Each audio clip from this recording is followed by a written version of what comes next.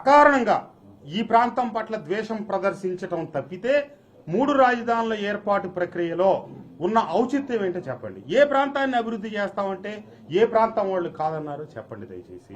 అవన్నీ వదిలేసి వ్యక్తిత్వ హననం, సొంత చెల్లి దగ్గర నుంచి సొంత బాబాయ్ దాకా కూడా ఏ విషయాన్ని కూడా ప్రజాస్వామ్య హితంగా మనం వదిలిపెట్టకుండా మన కాదన్న వాళ్ళ మీద కక్షలు, కార్పణ్యాలు, వాళ్ళ మీద కొట్లాట్లు, తగువులు, సాక్షాత్తు ఈ రాష్ట్రంలో అత్యంత సీనియర్ నాయకులైనటువంటి నీ తండ్రి తర్వాత నీ తండ్రి సమకాలీకులైనటువంటి మాజీ ముఖ్యమంత్రి గారి ఇంటి మీద గొడవలకు వెళ్ళటం దగ్గర నుంచి, వాళ్ళ కార్యాలయాలు పాల్గొట్టే దగ్గర నుంచి ఈ విషయాలన్నీ చేపిస్తా మీరు చూస్తా. ఈరోజు మీ చెల్లి మీద కూడా అందరూ దాడి చేస్తారు. అమ్మాయి షర్మిలమ్మ ఏ వేదిక మీద నుంచి అయినా ఉండొచ్చు, కానీ ఆ అమ్మాయి బాగా చేయాలని ఆమె చెప్పుకుంటా ఉంది.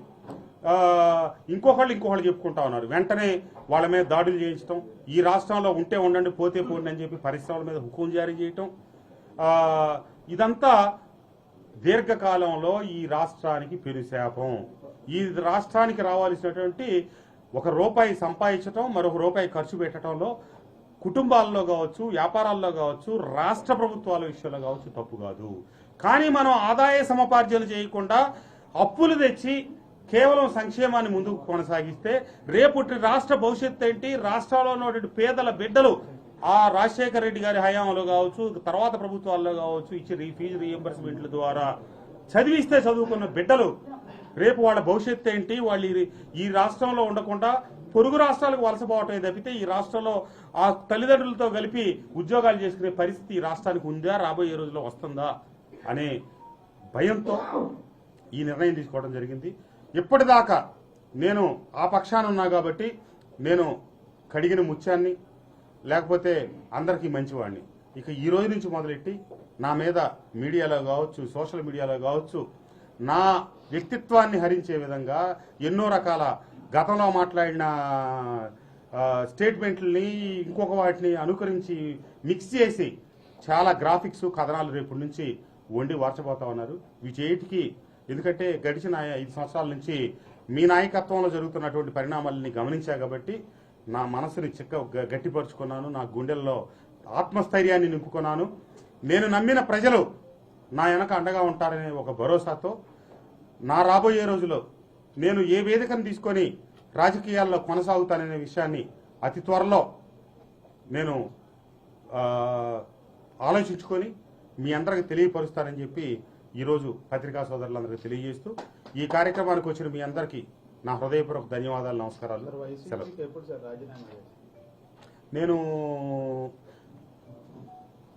ప్రత్యేకమైనటువంటి రాజీనామా నేనేం చేయలేదు, కానీ త్వరలో ఫార్మాలిటీ ఏదంతా తప్పకుండా ఆ పని కూడా పూర్తి చేస్తారు. 2 రోజుల నుంచి మీ అనుచరులు కార్యకర్తలతో సమావేశం జరుగుతున్నారు.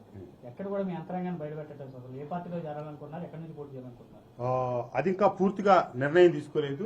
నాకు మిత్రులు కాంగ్రెస్ పార్టీ ఇప్పుడు చేరినటువంటి నాయకులు మంగళగిరి శాసనసభ్యులు రామకృష్ణారెడ్డి గారు ఫోన్ చేశారు.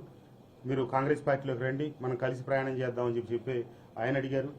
అట్లాగే బీజేపీ నుంచి అడిగారు, అలాగే తెలుగుదేశం పార్టీ నుంచి అడిగారు, అలాగే జనసేన వారు కూడా అడుగున్నారు.